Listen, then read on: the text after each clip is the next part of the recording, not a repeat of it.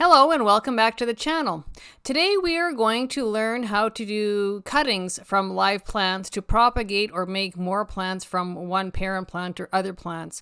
This is efficient, it's cost effective, and it's much cheaper than buying another whole separate plant from a greenhouse or a grocery store or wherever you might find a plant that you like. So you can take cuttings, snippets, clippings from family, friends, neighbors, or whoever will share their plants with you.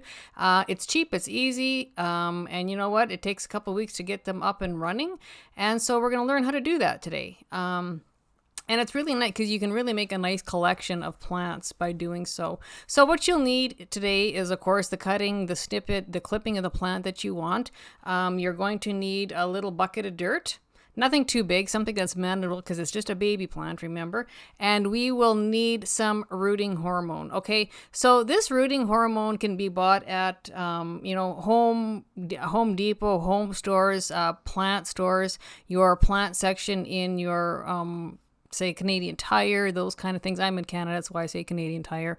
Any probably greenhouse will have these kind of things on the shelves. Just go in and ask. I'm sure even Walmart would probably carry them. Home Depot, Home Hardware, any sort of potting place, plant place, those kind of things. Maybe even plant stores might even carry it, but it's really cheap. Okay, and this is what it looks like. You can get it for softwood or hardwood. This is going to be for softwood today. And what you'll need is a good knife, a spoon to dig around where you're going to cut or take the snipping from, and of course the plant you want to propagate or make babies or many other plants of, okay? So what we will start with, I'm just going to back my chair off here a little bit, grab my plant, and I'll kind of show you how to dig around and what to cut off. And first of all, we're going to take the lid off the rooting hormone. This is what it looks like. It's kind of like peach dust or peach powder. This is the color of this stuff. This is the Pro Mix brand, which is pretty darn good. It's always been successful. Oh, and another plant I wanted to just mention while we're on here, you can propagate. And I've actually heard a lot of people say they had a lot of trouble starting them, including my own mom said that. And most problem with this particular plant when you try root them is basically overwatering. Okay, so when you do these cuttings, that's the one thing you want to make sure of is that you do not overwater them, okay? Keep them moist, and when they're babies and about for the first week, 10 days, keep them in somewhat filtered sunlight or shade with a little bit of light, but you don't want, they're stressed enough trying to root, and you want to help them along. So you will know instantaneously when the rooting started because they'll start taking off and growing little new shoots and new little leaves, sets of leaves, okay? So keep that in mind. The overwatering is not a good thing. Overwatering kills just about everything. You're better off to underwater than overwater, and that's for inside plants and outdoor plants. Okay, so we will grab our plant. And so this big boy is a Chinese evergreen, and we're going to do a cutting of him. So on the Chinese evergreen, if you go and you look around, lift the leaves up, you will find where it starts producing little shoots that come up. And those are the little guys that you want to dig down probably about 2 inches or so below the surface, take a knife and cut them off. So we'll do that right now.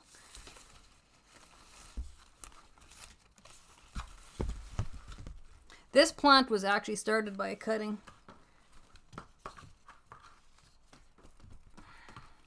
So we're going to grab one of his babies or her babies and we'll do the same thing.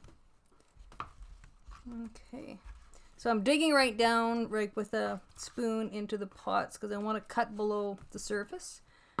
And we'll see what we can come up with here.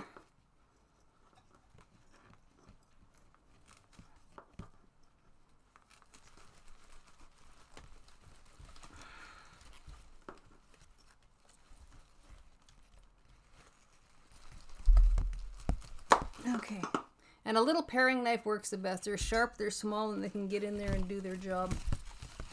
Okay, so this is what it looks like. Okay, so we cut the chunk off. We'll just lay him on my desk. Anyway, this is what the plant looks like. This is how big he is, right? He's quite huge. You can see I did a couple cuttings from him from somebody else, and that's how this big plant came to be, okay? So we'll thin them out a little bit anyway, and we'll make another plant for a friend or somebody else or the neighbor, okay?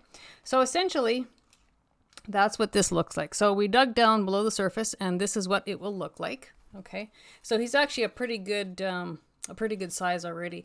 So then what we do, we have our dirt ready, right? Just a cute little pot. And this doesn't have any drainage on it, as you can probably, you can see.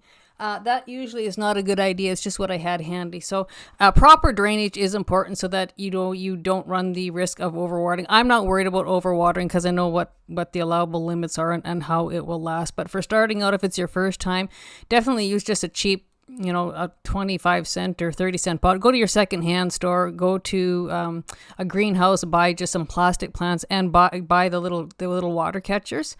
Or if you don't have that, yogurt containers work just fine too. Poke some holes in the bottom.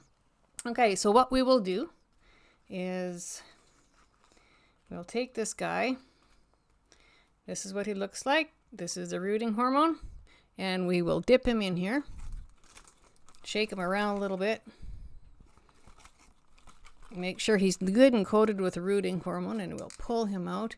And keep this stuff in a dry place, right? It stores for years and years, right? But keep it in the dry place. This is what it looks like. So he's covered in the rooting hormone, the rooting dust.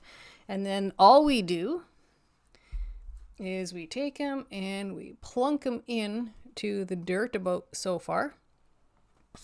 And then we will cover him in with dirt. Make sure he's centered and where you're happy with him.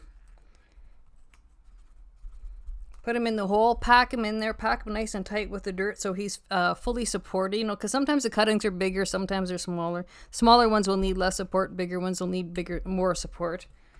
Okay, and we'll pack him in there so that he's nice and tight and he's not going to go anywhere. And when we water him, he's still not going to go anywhere. And this is what he looks like. And there is your brand new baby. There's your brand new baby. This is a brand new baby Chinese evergreen. These tend to be a little bit expensive in the greenhouse or in plant stores, those kind of things. So these are ideal to propagate on your own. Yeah, and it's just that easy. So after I get done here, what I'm going to do is take a little bit of water and water him.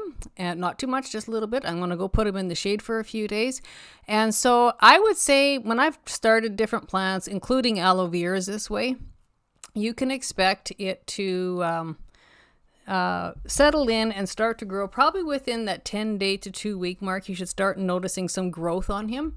And how you'll tell is the bottom leaves will start to perk up. You might start getting brand new little shoots or new sets of leaves, but it will look like it's growing. It's not going to look like it's droopy and dying. So the biggest thing is don't overwater him. Do not put him in direct sunlight because it's too hot for him. He's just a baby and he's trying to get his roots established. And so that's what you're going to help him along with. So that is today's propagation lesson 101. Okay. And again, for a lot of plants, you can propagate this way. Some you can't, but don't be scared to try, right? If it's just a cutting or a clipping from a friend or a family member or whoever, why not try it? It's cheap and easy enough.